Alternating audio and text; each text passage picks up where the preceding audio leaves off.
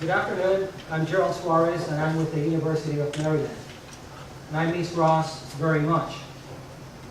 I met Ross first via a letter when I started my career with the Department of the Navy in San Diego, California. And we reached out to several scholars in the United States, and we were exploring research in system thinking. And Ross was the first one to respond. It was almost a sense of urgency because his reply came very early. I'll never forget that letter as I was working as a research assistant. It's a letter that I am convinced that he typed personally because he was very efficient, not only with the amount of paper he used, but with the number of words. It read like this: your concept of systems is exactly wrong. Comma, it is nonsense. Period. I cannot help you.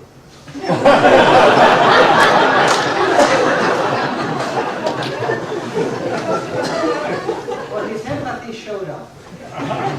Sorry, Ross.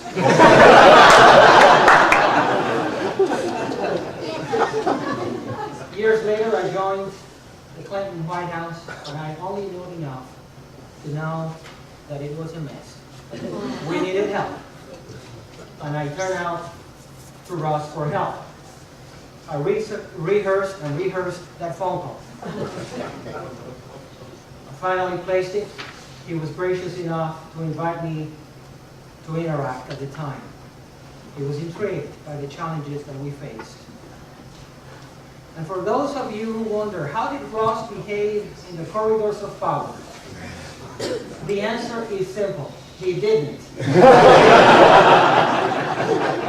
Profanity was flowing in his lectures, as he typically did, because he told me they deserved it.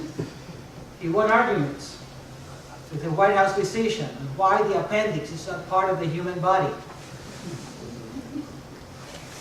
He was lecturing one day, and there were connecting doors to another room in the White House. He was upset because there was commotion in the other room, too much noise coming from next door. He opened the door, and he simply, vintage Ross says, "Shut up!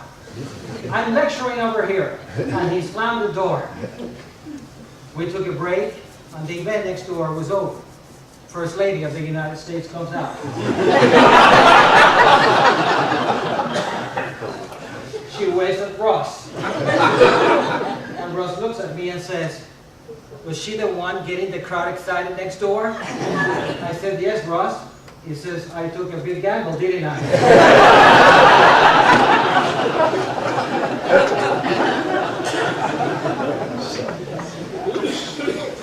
It's funny now.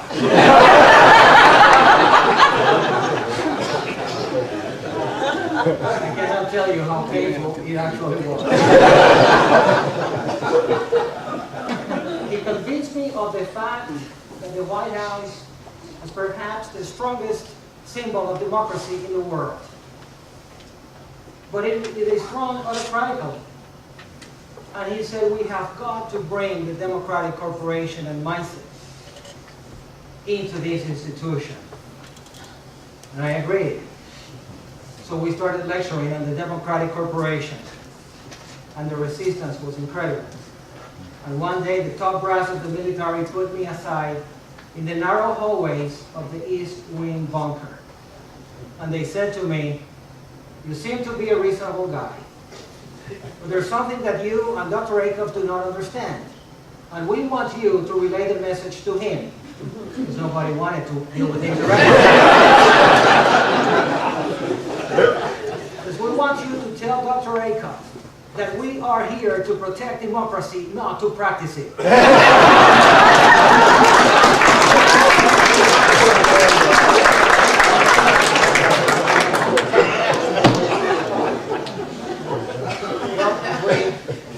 As we reflect on Ross, I realized that Ross was never about yesterday and how much we did. Ross was always about today and how much we can do to build a greater tomorrow.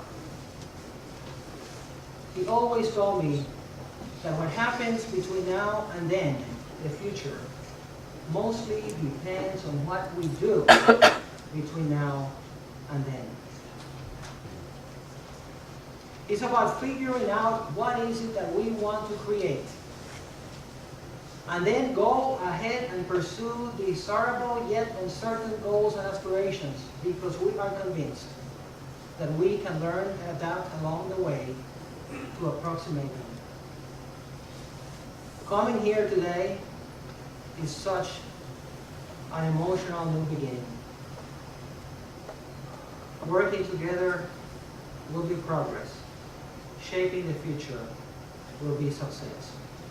Ross once said, "I would like to redesign the whole universe, but I haven't found a client yet." And I know that wherever he's at right now, he's probably doing just that. Thank you, Ross, for all the learning, for all the memories. I miss you so much.